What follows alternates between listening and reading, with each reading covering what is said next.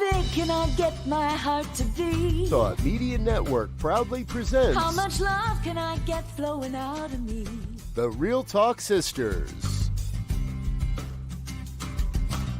Deep, unfiltered, soulful conversations with Reverend Dr. Pjae Stanley, Reverend Kim Andrews, and Reverend Melinda Wood Allen. How big can I get my heart to be? Join us for Real Talk on Real Issues, Tuesdays, 2 p.m. Central, 1 o'clock Mountain. And now, let's join the Real Talk Sisters. How big can I get my heart to be? How big can I get my heart to be? This big. Great. How's everybody doing? World. Hey. Hey, We are everybody. wonderful, wonderful. Yeah, that's good. We're just getting back from the, Kim and I are just getting back from the Anton conference, so trying to catch up on a little bit of energy. It was amazing. It was full days, I mean, from like 9 to 9 every day. Lots of choices, friends to meet, things to learn, things to do, people to be on a beautiful ground. They did that. They had the Rainbow Bridge this time, which was new, and that was highly emotional for me and Spike. It was great. It was really great. Yes, it was beautiful. Very Beautiful. So, yeah. Of course, the labyrinth, the lit up labyrinth, is always a proud favorite. Yeah. Yeah, well, they candlelight it at night. We go walk around at night with candlelights. So beautiful, and music. Just anyway, yeah, it was lovely. Good to be back. Missed you, Melinda, and glad to be back here with you. Yeah, missed you guys too. I'm glad you had a wonderful, marvelous time. I had a great time too. Daniel Nahmad, who I know was at the first couple days of your conference, He was. came in here Friday or Saturday afternoon and spent the evening with us and spent the day Sunday at my church and at the house. Me and Bob, and we just enjoy each other so much. We laughed a lot, and of course we were gifted with his music at the church on Sunday morning. It's great. Yeah. He's such a great. He was the speaker for my Thought Leader Thursday, and he's just he has so many great stories attached to his songs, and he's a perfect new thought musician in terms of having. He just always knew what song to play, what mood to set, what stories to tell. Just really great. And I went to his website for the first time, and he's got great things on the website besides his music. He's got his music, but he's got other great things on the website. I thought, oh man, this is a great website. So anyway, yeah, exactly. All of that. It's great. So my name is Reverend Dr. Pjae Stanley, and I'm the spiritual leader for Harmony Spiritual Center in Fort Worth. Welcome to Real Talk Sisters. Real Thought. Real thoughts, real talk. I'm Reverend Melinda Wood Allen from the Church of One Love in Dallas, Texas. Really, really glad to be here. Yes. I am Reverend Kim Andrews, spiritual leader at Unity Saxe in Saxe, Texas. Yay. Be back here with us. Yeah. Welcome to everyone who's here, who's going to come here, who stops by to listen. Thank you so much. We appreciate you. Our topic today is there is only love. Really? Really? Really? Some days we're not feeling the love, are we?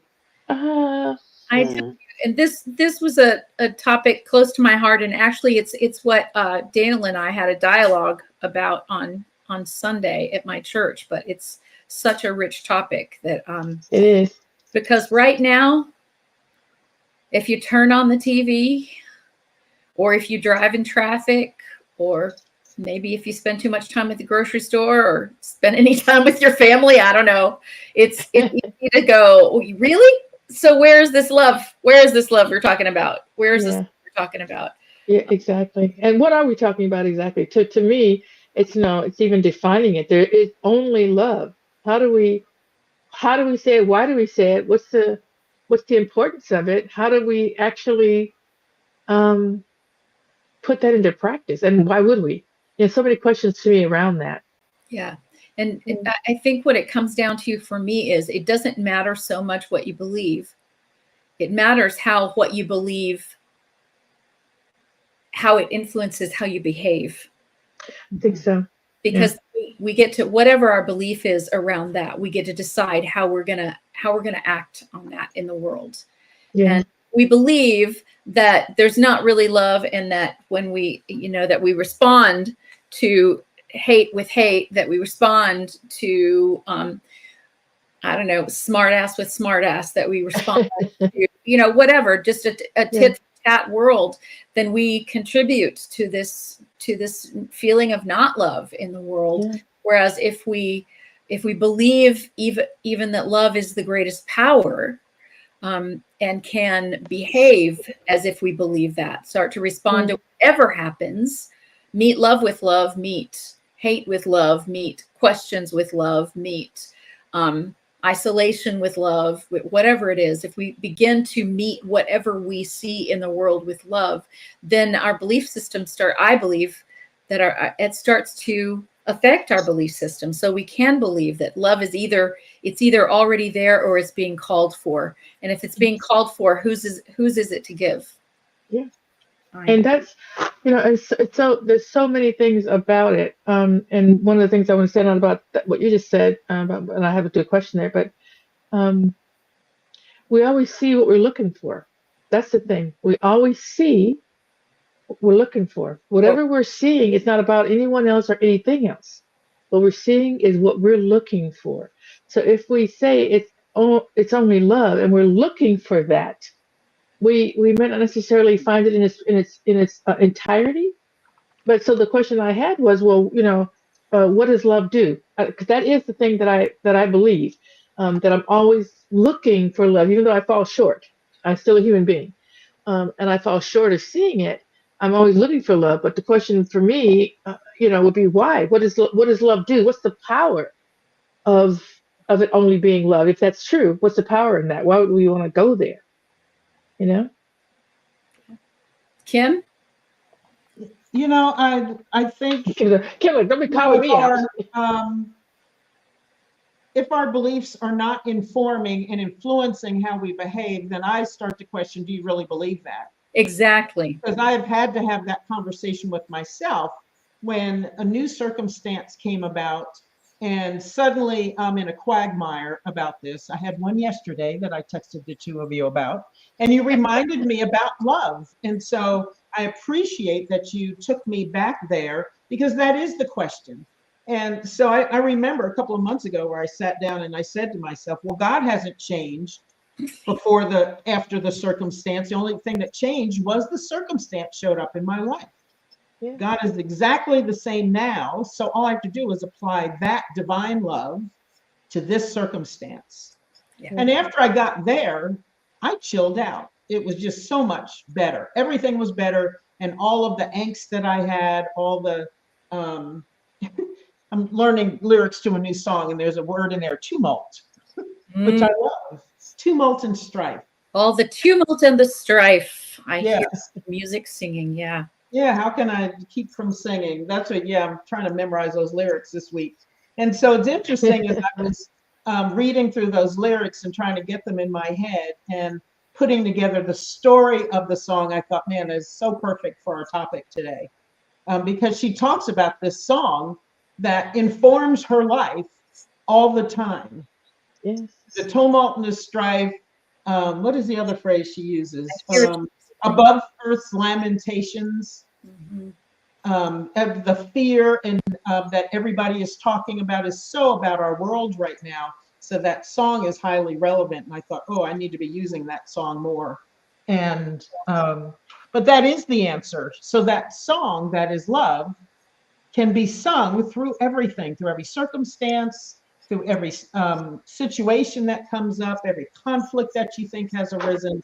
And all we have to do is bring it back to love again, divine love. I have a short poem by Mary Oliver that I want to share that's really about that. It's about, if you can't see it, if it's not in here, you're not going to ever see it out there. It's called The World I Live In. I have refused to live locked in the orderly house of reasons and proofs. The world I live in and believe in is wider than that. And anyway, what's wrong with maybe? You wouldn't believe what once or twice I have seen. I'll just tell you this. Only if there are angels in your head will you ever possibly see one. Exactly. Only if there are angels in your head will you ever possibly see one. Yeah. And we get tempted to live in this world of reasons and proofs. Oh, but you wouldn't believe what that guy said. No, you don't understand. If this happens, it's all over. I can't tell you how many people I hear saying, if this happens, it's all over. It's like, really? If you've decided that ahead of time, then that's what you're creating for yourself. Right.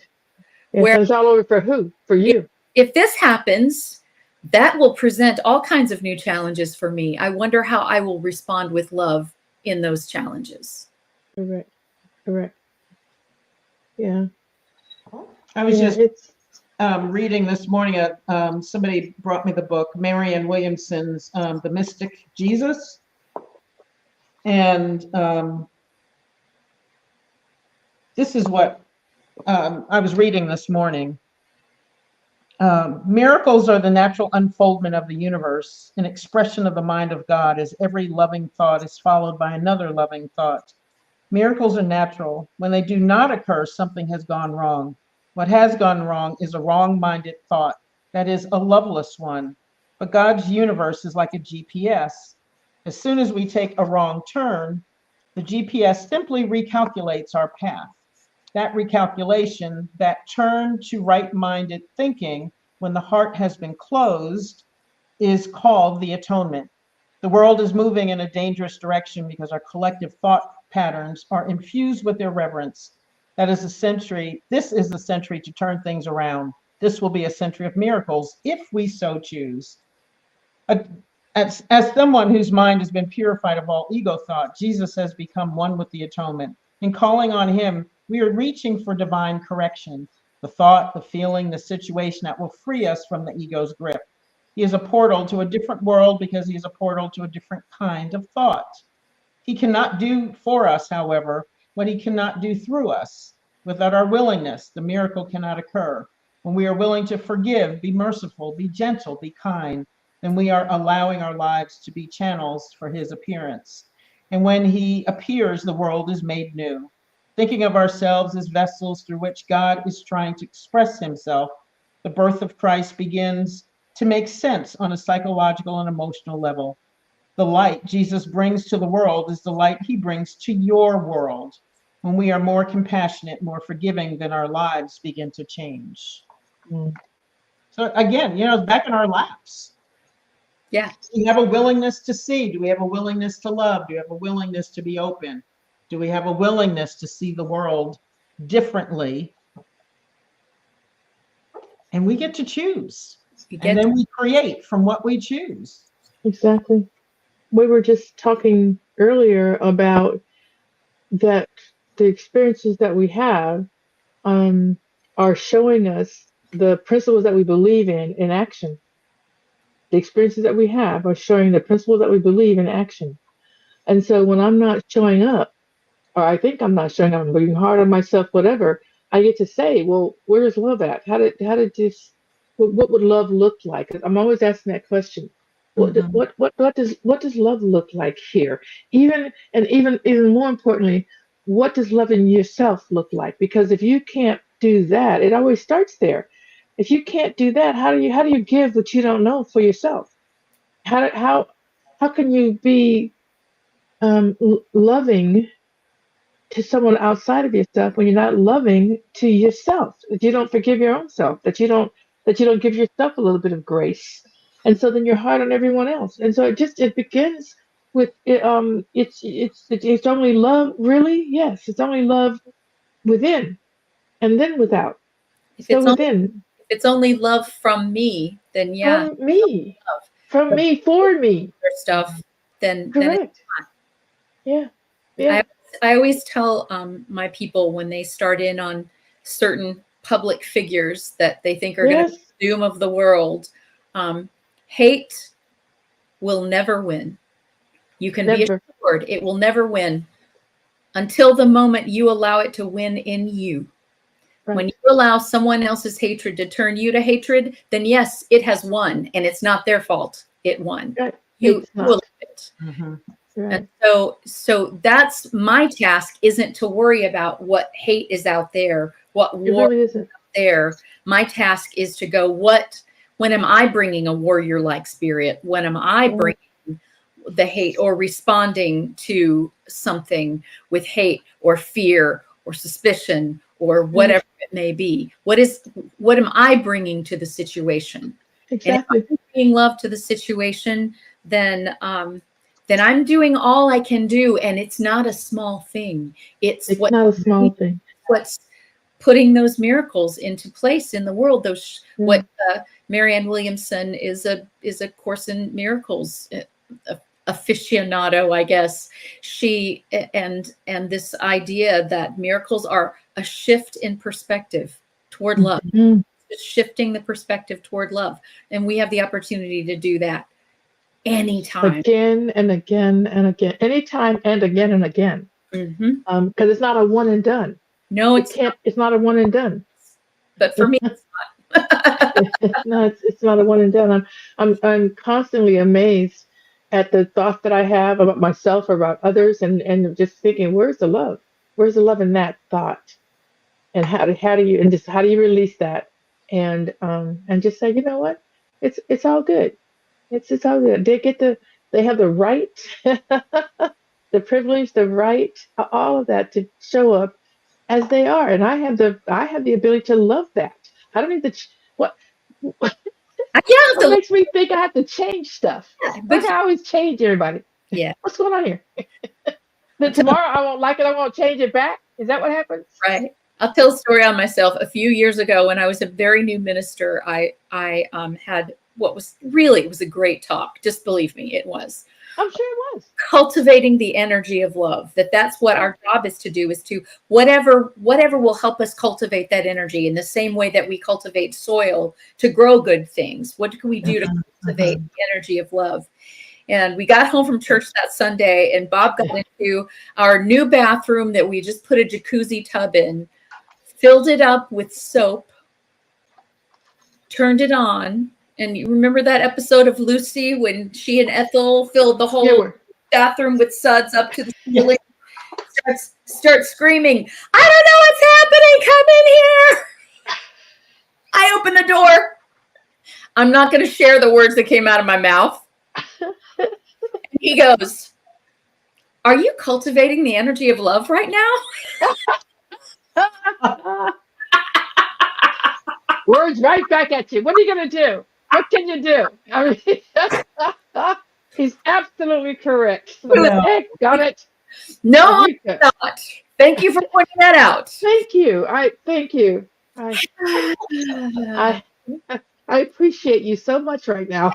Thank you for being my conscience. I appreciate that. Thank you. Thank you for reflecting back to me. I always tell Quentin not to use my talks against me. Yes. Don't do it. Don't do it.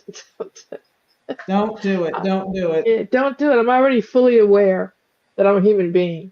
And I give myself the mercy and the grace to be a human being and catch it when I can. And I feel like I do more catching and more living in that space than not. And to me, that's a win. Not that I stop trying to be better at it or greater at it or whatever. And try not to have to even be in a place where I gotta catch it. Actually be in this place of love. And it's interesting to me how many thoughts I have about love when I'm not feeling loved by someone or something in my family or whatever. And as soon as I feel that, I just thought, well, just love them. It's not on them to make you feel loved. You're loved. And just go with that. Go with that. You don't know where they are. You don't know what's going on. Assumption that you're loved. And you can tell that this works because on a day when you are feeling personally empowered, when you're in your power, whatever that means to you, whatever that is, yeah. And doing what you're doing, you're in a good frame of mind. You go out and you smile at everybody, and everybody smiles back at you, and you're feeling great. On a day when you're not feeling in your personal power, you go out and you're looking down, and you might think, well, nobody's smiling at me. Well, maybe everybody was smiling at you yesterday because you were smiling at them.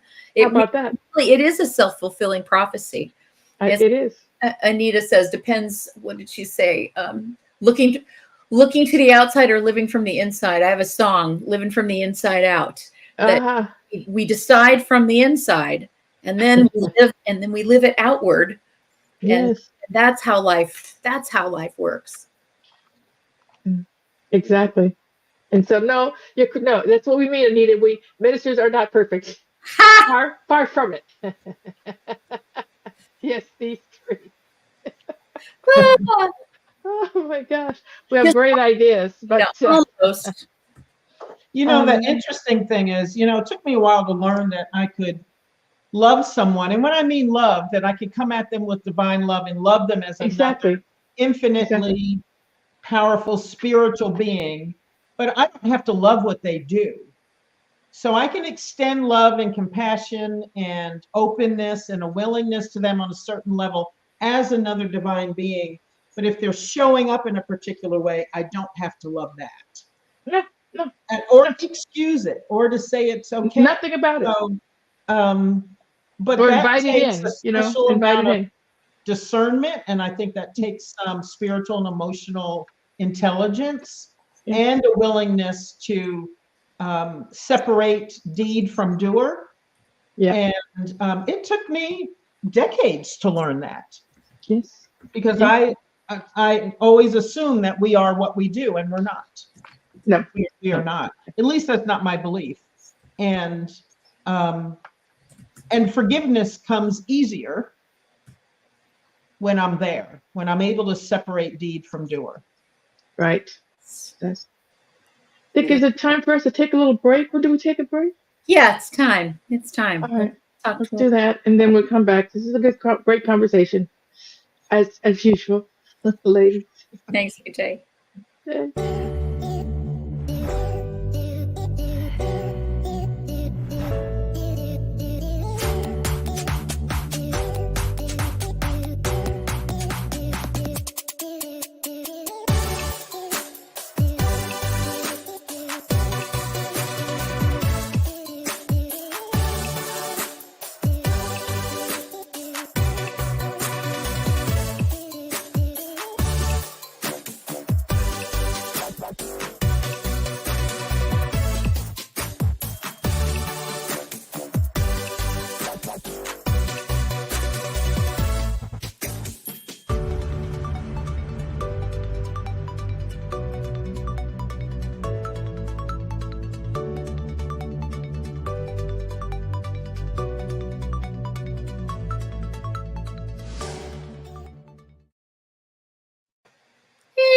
And we're back.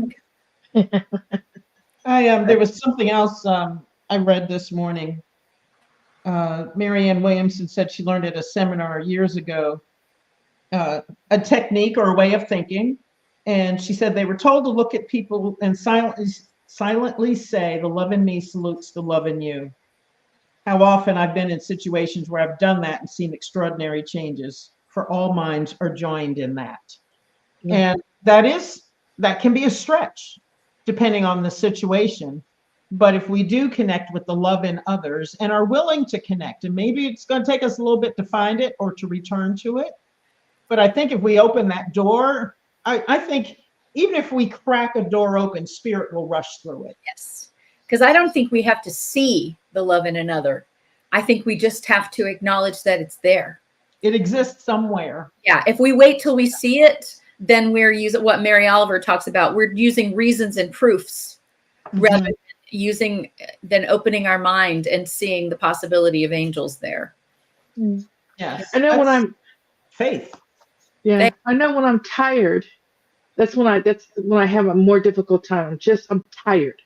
And so my, I don't know, resilience, I guess, is lower.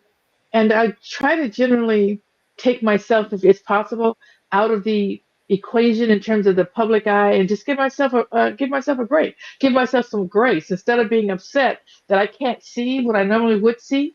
Just, it's okay. Just, give it a break, go home, read a book, listen to some music, whatever needs to happen, because that's where you are right now. And so, just again, that whole, there's only love. It comes back to me, for me, with loving myself, with being okay. And I love you girls because you are, for many, many reasons, but one is because you are such a partner in believing for me, in showing me and showing up the way you are, and then showing me the truth of myself when I can't see it. And so I know you're doing it for everybody else, and I so appreciate that. And I think that's part of it, because some days we're just not as strong as other days. For whatever reason, something's happening, and we're just energetically, we're not as strong as others. And so we do what we can, uh, where we are, and we forgive ourselves, and we're not at, our the greatest that we want to be, the ideal that we want to live. We can't live an ideal all the time, but Yeah. um, we can say, this is my hope, this is my desire, this is the choice that I'm making and going towards. And yes, I won't be 100%. I won't necessarily be 70% all the time, but that's what I'm going for. I want to see the truth, and the truth is, there is only love.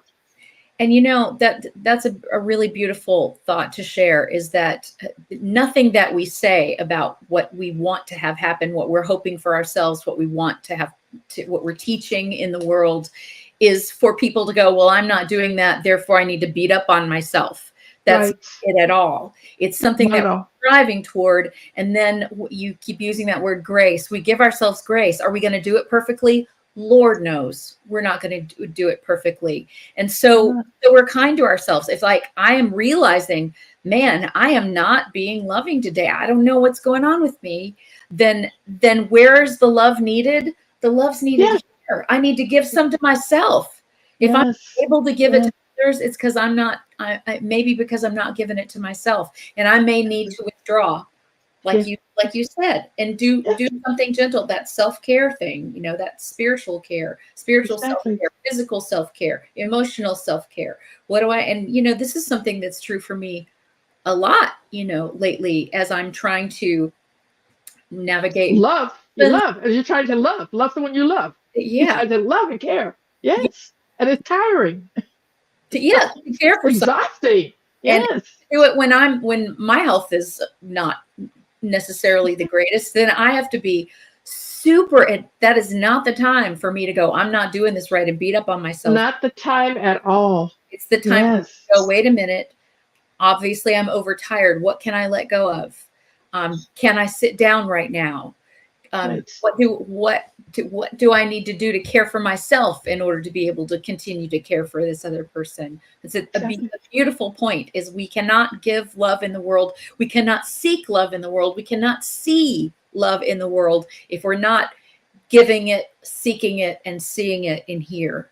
And so that's where we have to return to when the chips are down, when we start to see, as Kim and I were talking about earlier, that your behavior will show what your beliefs are. So if your behavior starts to really differ from what you think your beliefs are, it may be that you need to take a look at that belief, or it may be that you're asking too much of yourself with the tools that you have in the moment, or with the energy that you have in the moment, and then to gentle it down a little bit. Gentle it down. I love it. Just be gentle. I think the whole thing, that I don't know what Marianne, what her intentions were. I don't try. Whatever you read an author, whatever you read, listen to a song, whatever, you get what you get out of it. And even I might listen to it several times and get something different. Oh, that's every time, same song. So clearly it's me. But for me, when I hear that return to love, that statement, return to love, it's about returning myself. It's me returning to the point of, and the fact of love. Just keep returning to it, and then offer it out. Return back to the truth. Return the truth. That's what it means to me. Yeah, we lose the thread. We lose the thread all the time. So go back. Go back in. All right. Back down. It's all right. Here it is. It's okay. Your intentions are good. Yeah. Your execution's not always great, but that's all right.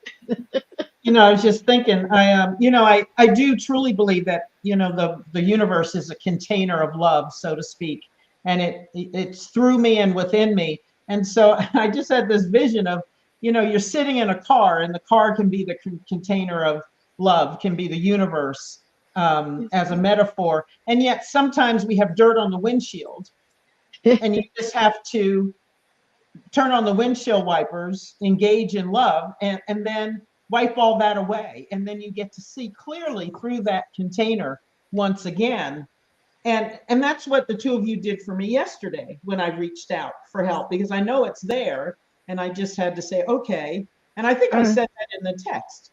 I know what it is I'm here to do. I know how to flip. You did. And what I need is something from the two of you to help me get there. So it was like the two of you flipped on that windshield wiper switch for me.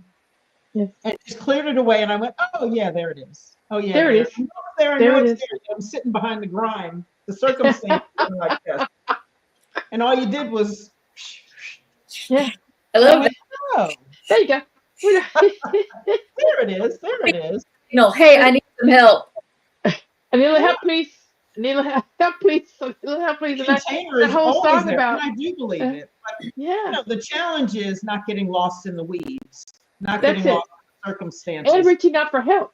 Yeah, and reach out for Just help. recognizing I need some help. And you're not lesser than, weaker than, not as good as, all that, because you recognize I can't get there by myself. I need you to remind me. That's why I love that song. I'm here to remind you. Mm-hmm. I'm here to remind you. This is what we're all here to do, remind each other. And I need reminding that, hey, girls, what's happening? What's going on? I can't get there. I can't get there. Oh, here you go. Love, love, love back at you. It's an important thing for me to remember, reaching out to other people, reaching out for help, Yes. but also reaching in for God, because I think that I'm following Spirit, but before I know it, I'm following Melinda.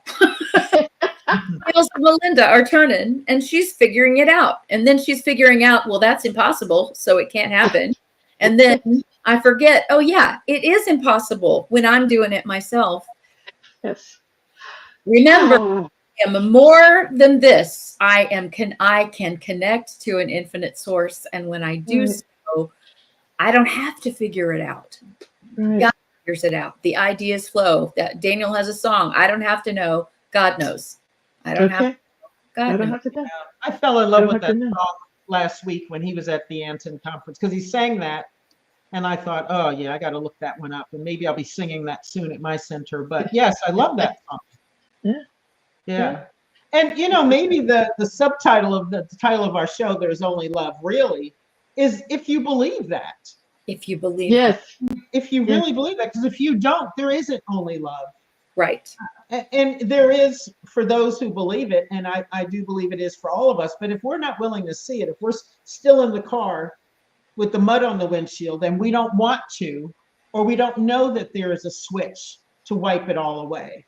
If we don't know that you're in this container and it really is all good, you just need to embrace it once again or open your eyes to it once again, then you're not operating in a world that is only love. And so we get back to what do we believe? What do we choose to believe? Or what have we not been exposed to? Yeah. You know, I was raised in a home where God was love, but I was not that. I was not that. And I wasn't even worthy of that. You had to be good enough somehow. You had to be good enough. I had to earn it. God had to let me in. It wasn't up to me to let God in because God is omnipresent. Mm-hmm. It was that God was going to dispense some grace to me because I performed in a particular way. And there are sometimes I return to that and I have to realize, no, that's a false belief. That's something I've moved away from. But that is, you know, I grew up in that environment. And so sometimes that message is somewhere in the subconscious again. And I keep thinking, no, Kim, you didn't earn this. You didn't earn this. And then I have to remind myself there's nothing to earn. There's nothing to earn. I didn't earn anything. I didn't earn anything. I never will. Never have, never will. I am. I was born in it. I am it. Yes. So there's nothing to earn. And yet some days I'm stuck in that, sitting with the windshield wipers off. Yes. Yeah. I was just thinking all that we were talking about, and we say it about each other all the time, but I just want to put it out there for other people. This is one of the beauties and the joys of whatever the power of spiritual community is that we get to come together and be reminded of what's possible, because we don't, again, by ourselves, don't remember it's amazing how quickly we fall asleep. It really is. I just feel like I'm just constantly waking up to that. It's just, and we're going to school, we're educated, we're around ministers, we go to conferences, and even when we go to conferences and stuff, we're like, oh, I forgot about that. Oh yeah, I forgot. And we're just surrounded by it all the time. We stop. So this, I'm just looking at actually, as I'm thinking about this, I'm thinking about topics. And so, the point, the value, the good, the joy, whatever of spiritual community, that's one of the things. And the other thing is stop telling stories. It's just constantly making up stories. I, I, I can't, it's shocking how many stories I can make up about what's happening, about what happened, about about the why of, or these people? Just to recognize, I made that up. I made that up. That's the story. The whole thing. You can make up the story, just don't believe it. Or as Don Miguel Ruiz says, since we're all making up stories anyway, why not make up a beautiful story? How about that? Why do we always want to make up the crappy story that says, I know why they did that. I know what they're trying to do, suspicion, fear, whatever. Why don't I make up a beautiful story? Exactly. She must have not smiled at me because she was, who knows? She didn't like she was jealous of, I think she didn't see you. How about that? How about that story? Maybe she's not smiling at you because I haven't smiled at her because she hasn't had somebody be kind to her today. Maybe I should go be kind to her right now. How about that? Or maybe she's got something else in her mind, like she forgot the baby food. She got to go back inside and get it. Maybe it's not about you at all. Yeah, how about that? It's not. It's not. It's not. I was talking to my daughter once, some time ago. We were talking about. She said she didn't think she was a creative, and she wasn't a creative. And I said, "How do you create all the time? You and I do it. When we walk into a restaurant or whatever, we're making up stories with people all day long. We're looking over there and we're saying, I said, every person in here is a creative, just by our stories that we tell ourselves and we tell about others. Yeah. So if you think you're not creative, think about the last story you told on yourself, about yourself, on someone else, about someone else. We're all storytellers. Yeah, that's what we do. Yes, the thing is, like you just said, we don't usually tell good stories. Yeah, we don't usually tell good stories. We tell, for whatever reason, I don't know if I'm not sure what that is in terms of just the human mind, but we're trying to protect ourselves. We think if we disappoint ourselves before other people can do it for us, maybe that's it. How we're protected, and and that's another lie. That's a story we made. It is a lie. It's a lie. It's a lie. Like I'm gonna reject them before they can reject me. That part right there. Yeah. Okay. So I'm just What if there's no rejection? What if I just go, oh, either that person wants to be here or not, and it has nothing to do with me. And it has zero to do with it. Someone was talking, I don't know who it was, just recently, some community that I was around, and they were talking about they had gone to high school reunion and talking about the people that were left, and that this group, there's like 4 or 5 or 6 guys still left from this group, and how they get together and things like that. And I started feeling sorry for myself because all the traveling that I did, and maybe you might feel the same way, Melinda. I don't know. I wouldn't even know what high school to go to for a reunion because at the last minute I left that high school that I was supposed to graduate from, and I graduated from a night school somewhere. So I used to come back to the U.S. In between times we were gone with my dad, and all my cousins and they had been going to the same schools, and so they were and so they had all of this camaraderie and knowing each other. And I just like, but you know what? The other story I can tell is I'm good. I got friends all over the world. I've lived all over the world. I can fit in anywhere because that's what I did. So why don't I tell that story? As opposed to, right? Everything that's happened, you can say a good thing about it or a negative thing about it. It's up to you. It's up to you to find it. And so again, back to our point. It's only love. Yeah. Yeah. And it's a decision that we make. It's a decision that we make that it's only love, and decide to see it. I start to, because I get it. I get why we doubt it. We look at We look at, there's war. There's two huge wars raging right now, as well as all of the small ones that are always going on. It's huge. People are dying. I get it. It's terrifying. It's heartbreaking. So is that only love? Well, what I have to bring it back to is, what am I holding right now? Yes. Am I holding warlike feelings? Because if so, I'm contributing to war. Am I holding loving feelings? Because if so, I'm contributing to the opposite of war. I'm contributing peace. And so where is my peace that I can give? Now, there's nothing I can do about that out there. It's always about bringing the lens back in here. If I want to see only love, it's got to be the love coming from me. Is there only love? All I have to do is look within and see, oh yeah, right now, nope, there's a lot of fear. There's all kinds of things. So how can I turn that around? How can I bring forth that miracle of love into what's going on right now? Right. It's time for another break. Wow. Okay, then. We're on a roll. So we'll see you back in. We'll come back. Yeah.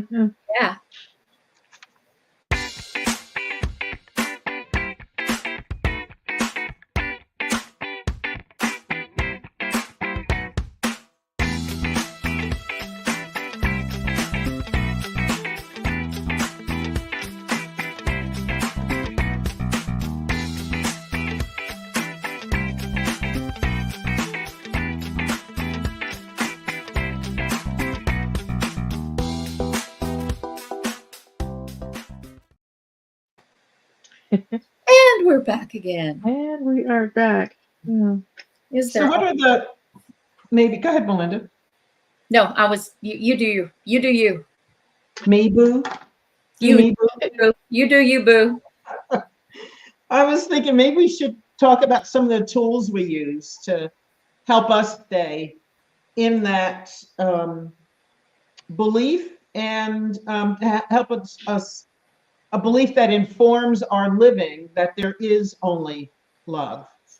And maybe where that came from, our belief that there is only love. Yeah. Well, I can tell you that every day, every morning when I wake up before my feet hit the ground, I remind myself of who I am and what my intentions are for the day. That's the beginning. Yes. Just remind myself, and I say to myself all the time that God is source, substance, supply. And so I am infinitely sourced and supplied. That's it. Just start with that. So I know the truth of whatever's going on out there. It's all God. So I start the day off reminding myself, and it's an intention. So I think for me, and probably for you too, you say what you're going to say, but I intend to be this way. I desire to be this way, to be someone who sees love, because I believe we're here. All of us are here with a purpose. We're here to do something special, something that only we can do. And I don't know how we can do that if we don't feel loved and wanted and necessary to the whole. And so that, for me, that's what love does. That's what love does. If I look at you and I see love in you, I see that you are worthy to be loved. Perhaps that'll help you see it in yourself as well. I don't know, because I can't influence that, but I can influence what I do. And I believe that seeing that the love is, the power of love is transformative. The love is transformative. And so the least I can do is to look at you with the truth that I know of you, that you are loved and that you are worthy to be loved. And that's that's my intention for the day. Now it gets all awry as soon as I hit the door, but it doesn't matter. I set the intention. I'll remember and remind myself throughout the day. That's my intention. So that's one of the tools that I use. Yeah.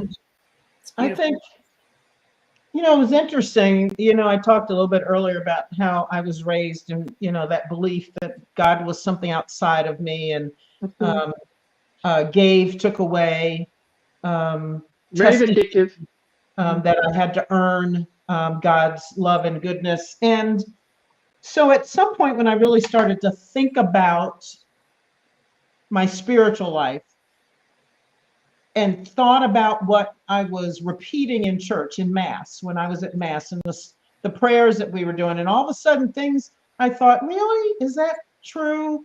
And some things I really started to think and have an awareness about what it is I believe.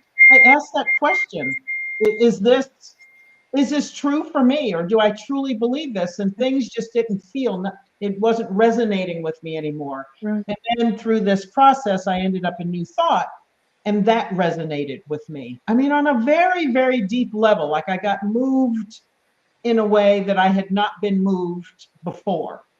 And I thought, I don't know why exactly I'm feeling this, but something is touching my heart. And I believed in that.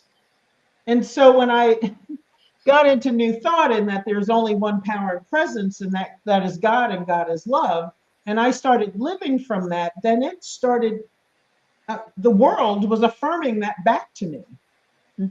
So that when I step out of my door as love every day, that's all I get back. And I have moments all day long where I know it doesn't matter where I am. I can be in the bank, I can be getting my hair cut.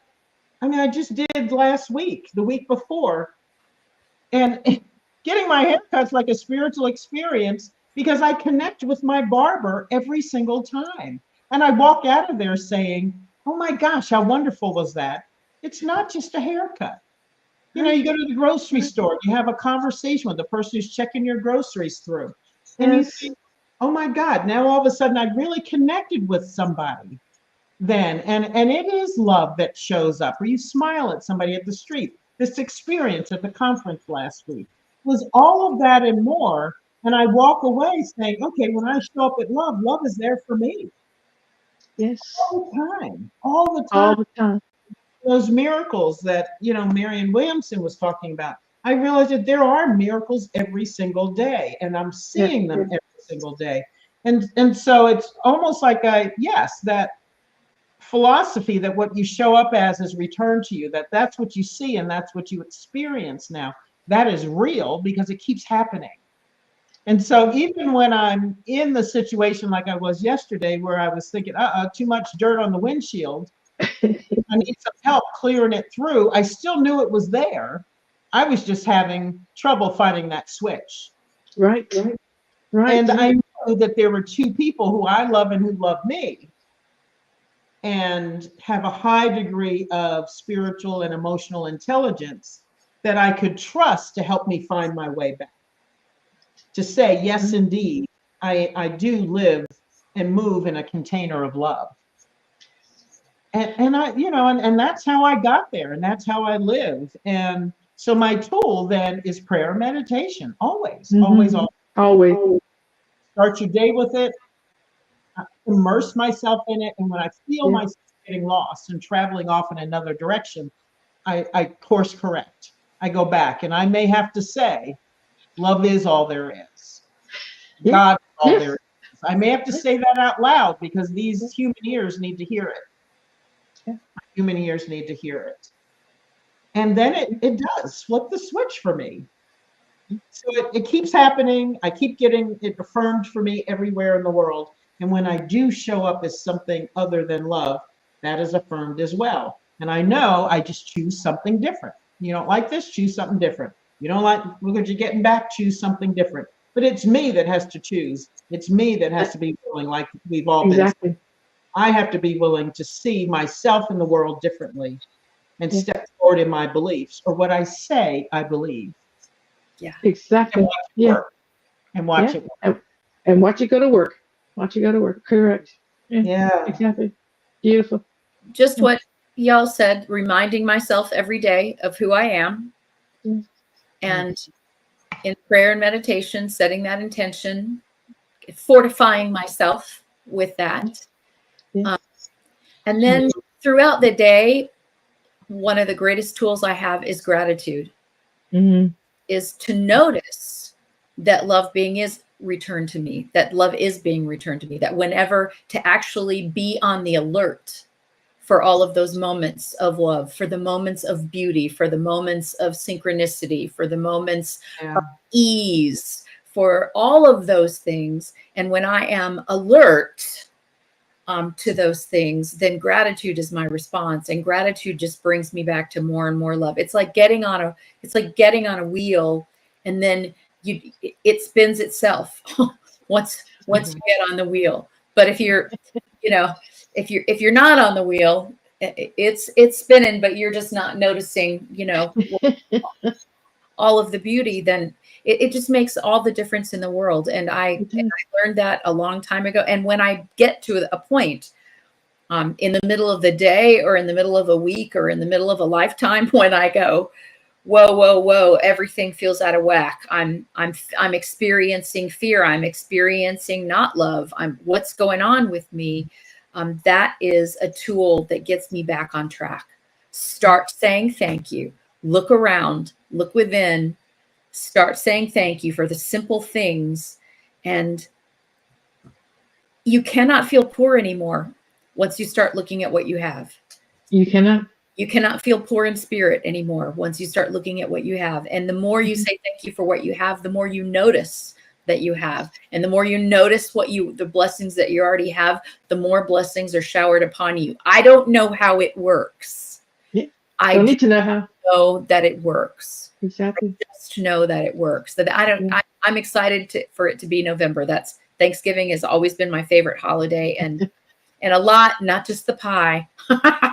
I'm having pie this year with my recent pre-diabetic diagnosis, so I'm going to be experiencing Thanksgiving differently from how I felt.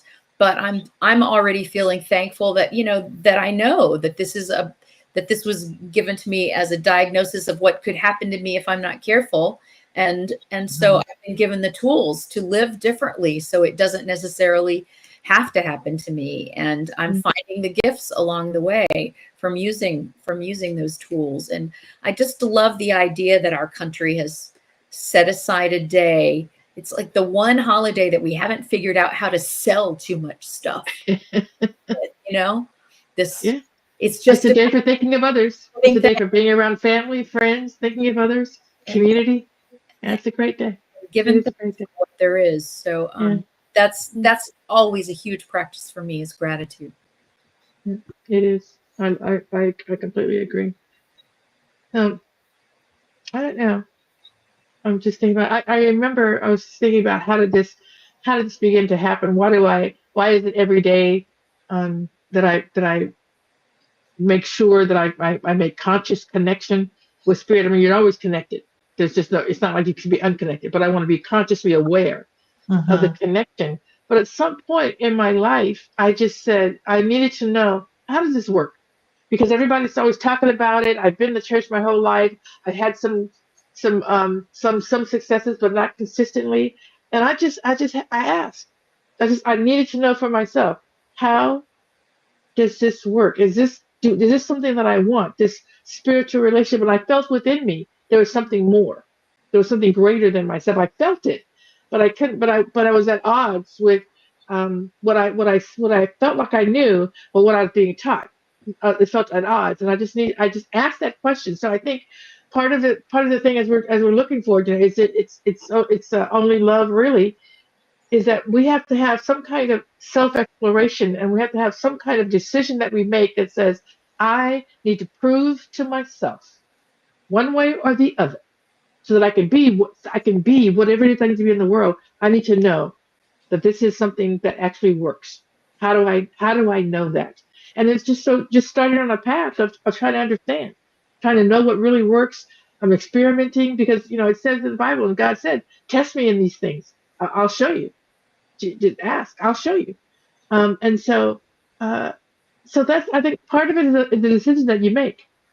It's the decision that you make. It doesn't just be, it's always there, but you don't know it's available to you, that it's only love, that all these things are available, these principles and things, until you decide, you know what, I want to know for sure. I want to know. So you go on this, I want to say trip, but down this path. And not everybody does. It's okay. And sometimes you just automatically know, but I need to know for sure. And that's what got me on it. And I do know for sure now, and I know how to stay on it. So, and I want to live this way because it's greater than not living this way for me. And everybody makes a decision on their own. But this for me, and knowing people like you who are also on this path, is how I want to live. So that's a question you have to ask yourself. How do you want to live? What do you want to experience? And then talk to the universe about how it happens for you. That's one thing. Make a decision. For me, I don't necessarily need to see the proof on the outside of how it works. But when I feel loving is when I feel loved. When I am acting in loving ways is when I know the truth of love. And so bringing it back down to, if it doesn't feel loving, then what's missing? Right, yeah. Where's the unlove? Where's the unlove? Yeah. Where's the love? Yeah. It's mine to fill. So where's the space that doesn't feel loving? Then it's mine to fill. How do I fill it? And when I do, then I immediately feel my own empowerment. I feel my own power when I'm the one who can give the love into the situation. And that's really enough for me. That's enough for me. But it comes back to the question that you just said. Where am I not feeling love? Where is it? You're still self-inquiry. It still has to be. It's always self-inquiry. Always self-inquiry. Always. We got to pay attention. We got to pay attention. Yeah, you have to pay attention. You do. You have to pay attention to how you're feeling, how you're moving in the world, how are things happening. You have to pay attention to that and then make a decision that you want something more, something greater. You confidently expect. It's supposed to be better, easier, more loving than this. And you claim that for your life. And then allow it to come in. Allow it to be known. Allow yourself to know it. Kim, couple minutes.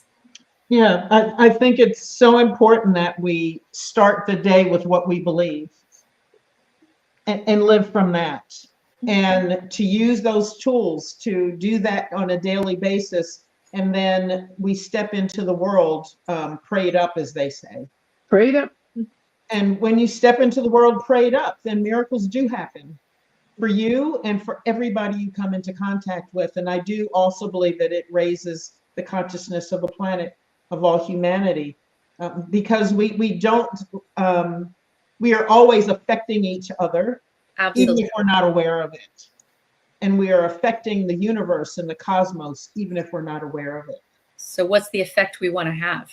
Do we want to have? And that's the question. How do I want to affect my own life and the lives of those that I love and those that I do not even see and I'm not aware of, the other 8 billion, the other 8 billion out there. Yes. And we can either raise consciousness or lower it. Yeah. Exactly. And that's what's ours to do. We all matter. That's what ours to do, to figure that out. Yeah. So, yeah, we could say that it's only love. I could say that pretty confidently. I'm all right with it. Yes, really. I choose it. Yeah. Yes, you do. So we are the Real Talk Sisters, and people can find us at realtalksisters.com. And you can contact us at realtalksisters@gmail.com and show suggestions, questions you have. Maybe you differ with something we said. Yeah, love it. And let's talk about it. I mean, exactly. If you send something there, we'll talk about it on the show. We'll bring it up and talk. We won't talk about you. We'll talk about it. Whatever it is you have. That's right. We'll discuss it. We'll discuss it. Special thanks to our producers, Zoe. So thank you so much. Thankful for both of you so much. Yeah. So much. It's beautiful. Whenever Tuesdays are one of my favorite days to just be here with you girls. Yeah, it is. It is. So thank you everybody for joining us. And we will see you next week, Tuesday, 2:00 Central. We'll probably most likely be here. And scene.